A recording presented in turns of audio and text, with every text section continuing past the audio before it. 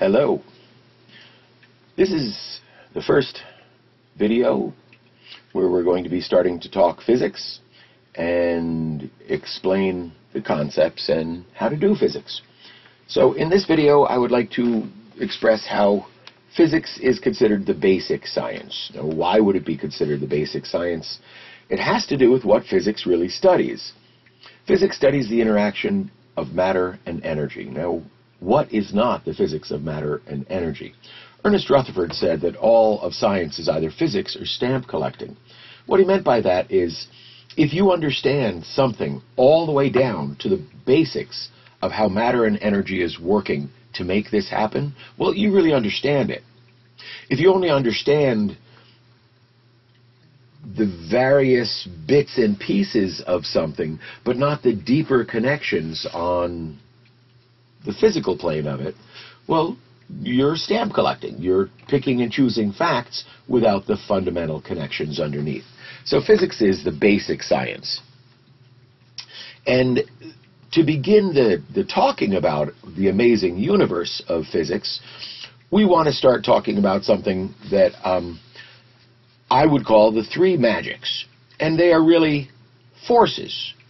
The three magical forces around us. What are the three magical forces around us?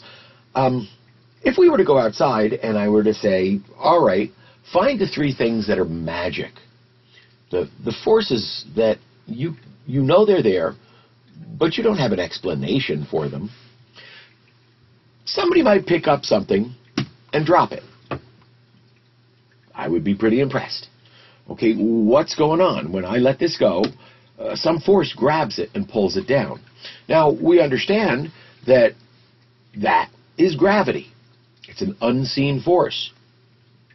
If you think about it, you might even get that it's just a little spooky. What's pulling on this pen? How come it suddenly goes down? Isaac Newton realized that the same thing that causes apples to fall is the force that pulls the moon in orbit around the Earth, and indeed pulls the Earth in orbit around the sun.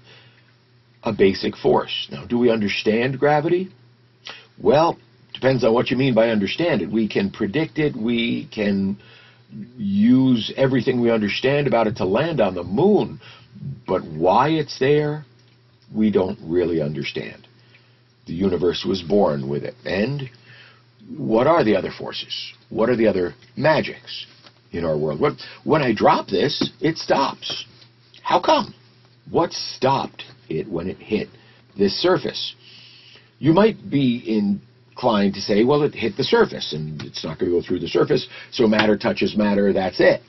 Well, yeah, but we have to understand it on a deeper level, and when you understand that in an atom there's very, very little stuff actually there, it becomes hard to explain how this didn't fall right through everything.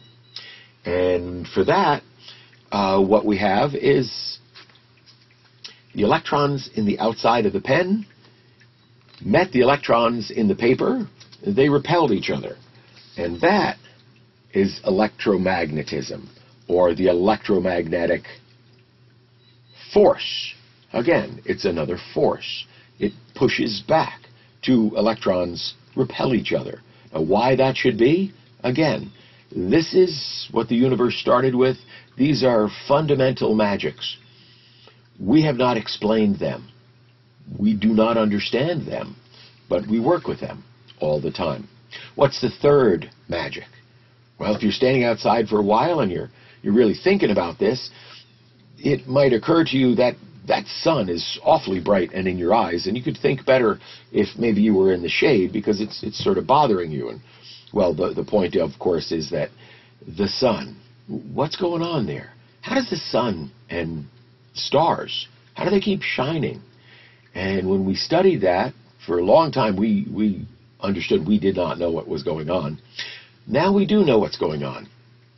Sunshine, starshine, all of that, has to do with nuclear forces. Again, another force. Mysterious other force. And there's really two of them, the strong and the weak forces of nuclear energy, but What are they? Well, they're as mysterious as these, but the universe started with these forces. And if we consider that there's 2 forces here, the universe has 4 forces that we know about. And that's what we know about. 4 forces. All right. Now, I'm grouping the nuclear forces as one. We'll tear them apart later. But sun shining, nuclear forces.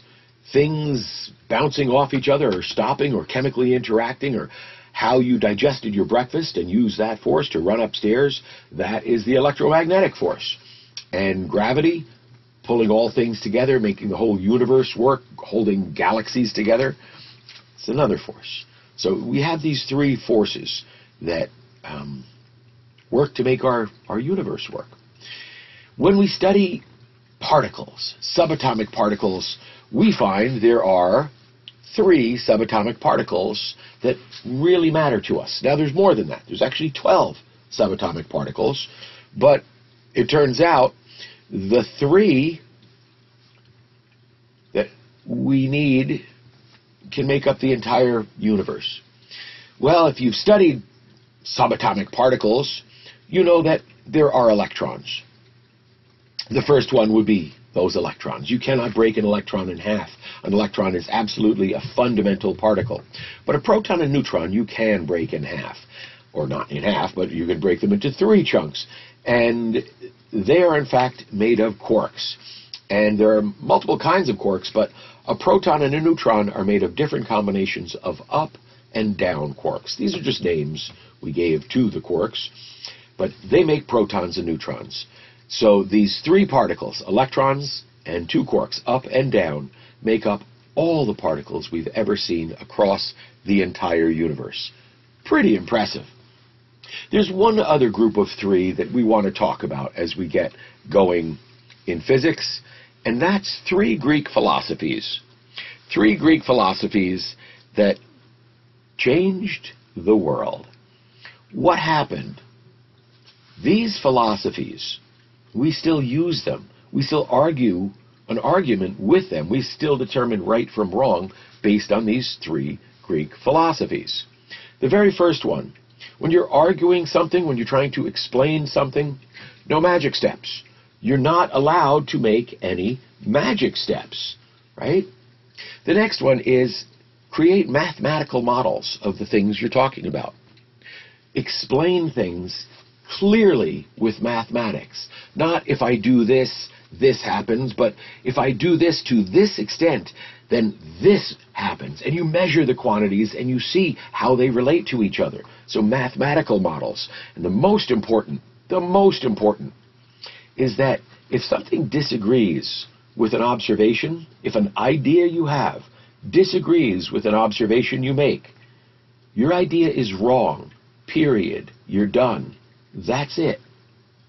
These 3 things make so powerful the ability to argue scientifically, the ability to move forward scientifically. This by itself, when you make an observation, if it disproves something you come up with in an idea, your idea needs to be moved on. So that gets to the heart of this scientific method. So in terms of the rules of the scientific method, I would like you to listen to the very best scientist, one of the very best scientists at least ever, Dr. Richard Feynman, explain his rules for the scientific method. He has a beautiful way of looking at things, and it's well worth listening to Dr. Richard Feynman explain the rules for the scientific method. Here we go. Now I'm going to discuss how we would look for a new law. In general, we look for a new law by the following process. First, we guess it.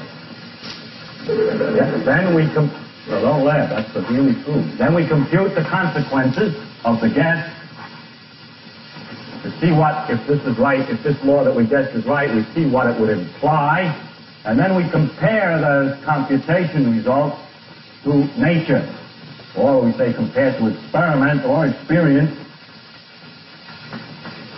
compare it directly with observation to see if it works.